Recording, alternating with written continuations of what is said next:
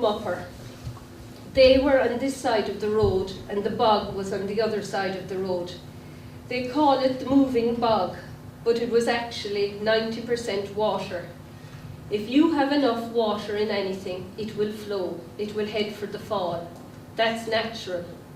The sound of it was frightening, they said. If you can imagine a small glacier in flood, you can imagine that 20 metres high and it heading for Killarney as fast as it could. Lily McManus came down the road with a black and white dog in her arms, a neighbour by her side and a worried look on her face. The neighbour had found Bran, the dog, thrown by the roadside and badly bitten. Lily concluded that he'd been attacked by a fox and, given the location of the wounds, that he stood a good chance of taking a case for indecent assault. Tony remembers going to the Blasket Islands on an excursion of 3 boats from Valencia. I knew Peg Sears, he said. I danced in her kitchen. We nearly got lost coming home, he meant drowned. Halfway through dancing a set, we got called away. The weather got bad. We got an awful doing going home. I'm going to Ventry now, and there's the story of the U-boat, which some of the local people in Valencia went down early one morning to the seashore and they saw a U-boat after surfacing. And the German commander was a very humane man. He had warned a Greek, well, I know this sounds like a contradiction in terms, he had warned a Greek ship that he was going to have to bring it in or something, and then he ended up bombing it, but before he did, he took all the Greek sailors off and saved their lives. So little by little they were all rowed ashore here. I'm here now at a manner of speaking. I took time out from the places and the people to do the language of Kerry, because I think it's one of the strongest things we've got going for us, because our language is a mixture of the Irish and the English, and especially for people in the generation above my generation, they'd have been using an awful lot of words from the Irish, and I tracked down as many of them as I could and I put them in, and like I have here, I have a tosheen.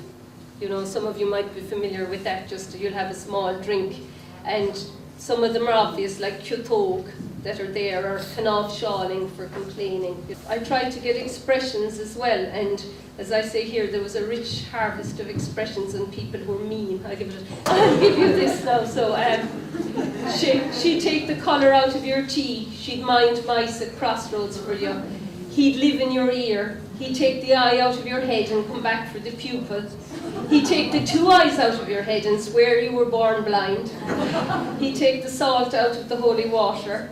If he was in charge of daylight, we'd be in darkness half our lives. And there's one there with a bad word, which I won't say here at the microphone. I'm about halfway through it, and North Kerry's out the front, so you'll have to check that out yourselves.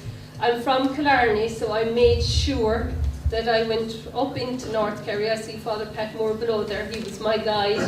And I went to West Kerry because I didn't want people, above all else, to be saying it was a Killarney book, much as I love Killarney. I've had the book for a few days. I was privileged to have a little advance copy, and I have to say, she described it as a lucky bag. So it covers a huge amount of the county, and it is full of little surprises. I'd really like to congratulate Breda Joy on this really very special book. And I think in this county, maybe for a number of years, we may not have encouraged our women writers enough, maybe. That might be kind of a broad statement, and that's why when Breda mentioned this book to me, that I was really delighted that she was doing it, and also that it was a female writer that was doing it as well. And personally, I took this on a long trip recently. I didn't realise that I had reached Kuala Lumpur, about a 9-hour flight or so from Dubai, because I was reading this book.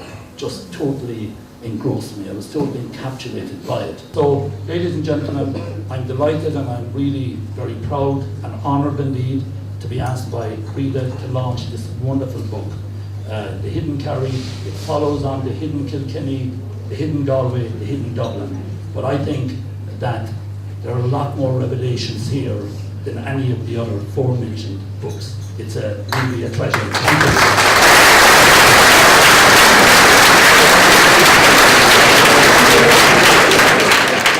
you. To me, folklore is it's like the corporate memory of a people, and it's of vital importance that it's held on to. And a book like Breda's goes a long way towards that.